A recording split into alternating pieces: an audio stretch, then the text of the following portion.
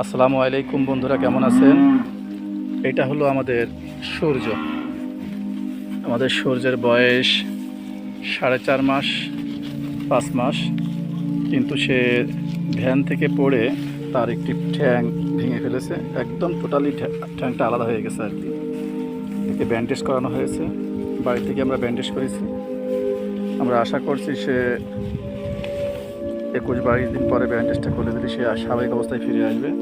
তার চলাফেরা করতে খুব কষ্ট হয়, সে খুঁড়িয়ে খুঁড়িয়ে চলাফেরা করে এবং খাবার খেতে অনেক কষ্ট হয়। সে আগে ভ্যানের উপরে উঠে খাবার খেত, কিন্তু এখন সে কোনো রকম নিচেই দাঁড়িয়ে দাঁড়িয়ে এক পায়ের উপর ভর করে সে খাবার খায় আর কি। আর এটা হলো সূর্যের মা। খুব দুরন্ত, খুব মারে মানুষ এবং অন্যান্য পশু পাখি, বিশেষ করে কুকুর আসলে সে ইচ্ছা মতো তাদেরকে মারে, এবং এই জন্যে বাড়ি কুকুর বিড়াল ঢুকতেই পারে না আর কি।